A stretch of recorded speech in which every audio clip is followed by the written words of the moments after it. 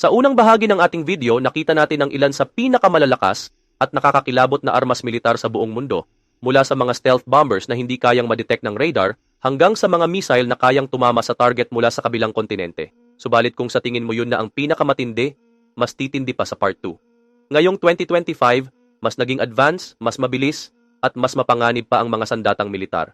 May mga laser weapon na parang galing sa sci-fi movies at mga submarine na parang multo sa ilalim ng dagat. Kaya kung gusto mong malaman ang mga sandatang di mo aakalain na totoo na pala. Welcome sa Noel Polo TV at ito ang part 2 ng 10 pinaka-nakakatakot na sandata ng 2025. Kaya naman huwag kalimutang i-like ang video at mag-subscribe para lagi kang updated sa mga ganitong klaseng content. Number 10, MQ-9 Reaper. Ang MQ-9 Reaper ay isa sa pinakakilalang drone ng Amerika. Parang robot na lumilipad, pero hindi lang basta laruan. Kinokontrol ito kahit libu-libong kilometro ang layo ng operator. Sa taas, nakamasid ito gamit ang mga high-tech na camera at sensors, kaya kayang-kaya nitong magbigay ng real-time na impormasyon mula sa surveillance hanggang sa reconnaissance. Pero hindi lang ito pang-espiya, kaya rin nitong umatake.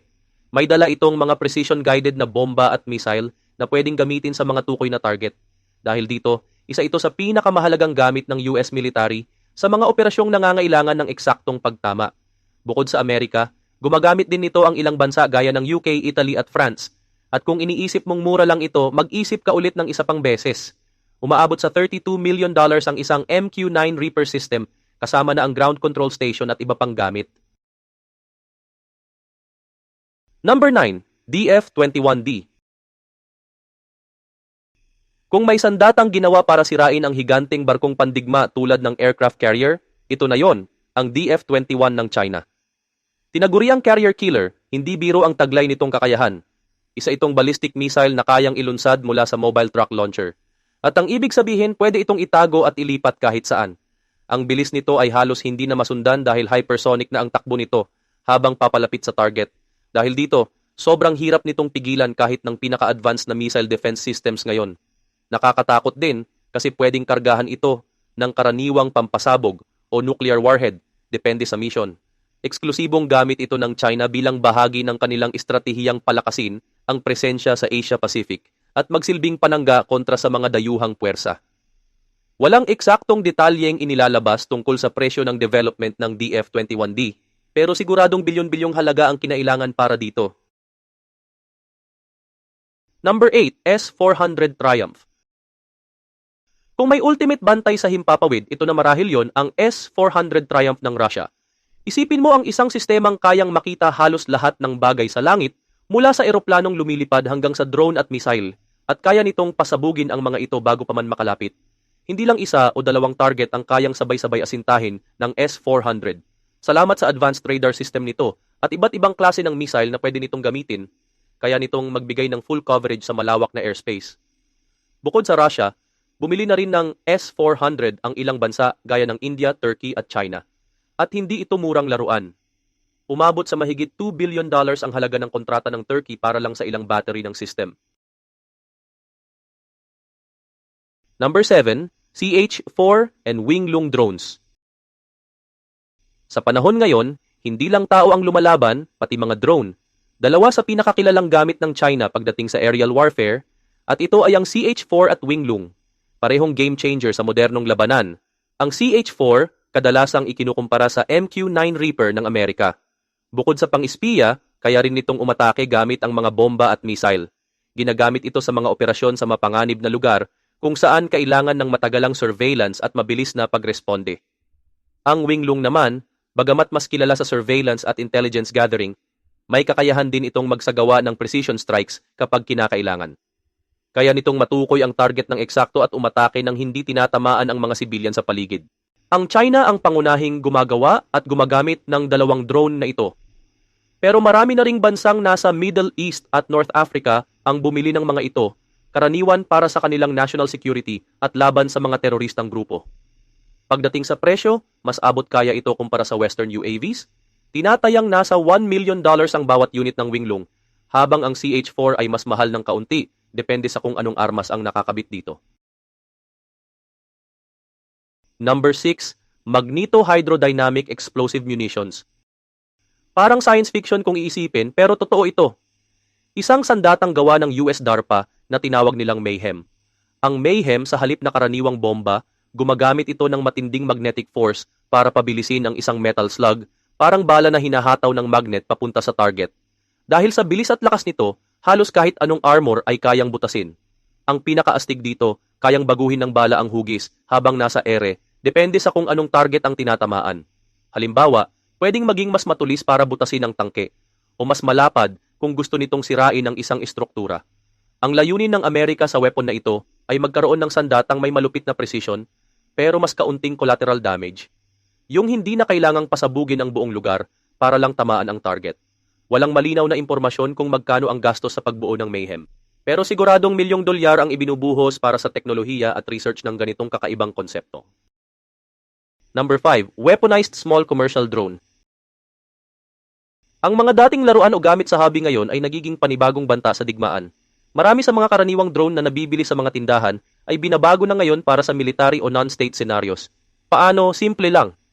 Kinakabitan sila ng maliliit na pampasabog, baril o kahit kemikal. Kapag nabago na, ang mga dating harmless na drone ay nagiging paniktik o pang-atake. Dahil sa liit nila, may mga kasya sa palad o kasing laki lang ng maleta at mahirap silang makita at subaybayan. Kayang-kaya rin nilang lumipad sa mga lugar na hindi madaling abutin ng sundalo o ibang sasakyan. At dahil remotely operated, ligtas sa panganib ang gumagamit habang pinapagana ito. Hindi lang mga malalaking bansa ang gumagamit nito. Pati non-state actors at insurgent groups ay nag-ieksperimento na rin sa teknolohiyang ito.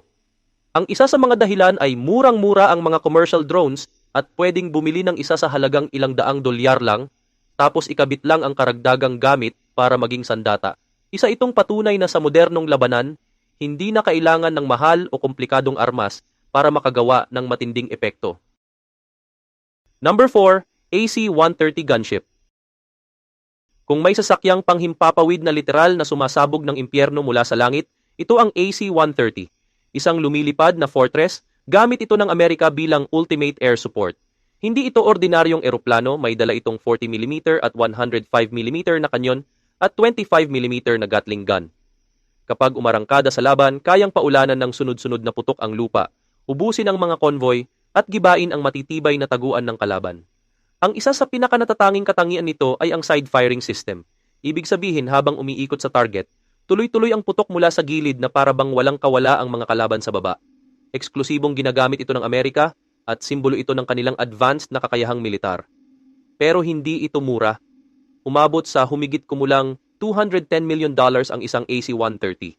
Kasama na rito ang mga high-tech sensors, navigation system, at mga integrated weapon systems na dahilan kung bakit ito ay kinatatakutan sa digmaan. Sa bawat paglipad ng AC-130, tiyak na nararamdaman ng kalaban ang pwersang hindi nila makakalimutan. Number 3, S-28 Sarmat. Ito na marahil ang isa sa pinakamabangis na armas na nilikha ng Russia, ang RS-28 Sarmat, na kilala rin sa codename nitong Satan II. Isa itong bagong generation na intercontinental ballistic missile na ginawa para palitan ang mga lumang modelo gaya ng R-36M2. Hindi lang basta missile ito, isa itong higanting sandata na kayang magdala ng maraming nuclear warhead sa isang lipad. Ibig sabihin, sa iisang missile lang, kaya nitong umatake sa iba't ibang target ng sabay-sabay kahit magkakalayo ang mga ito sa mapa.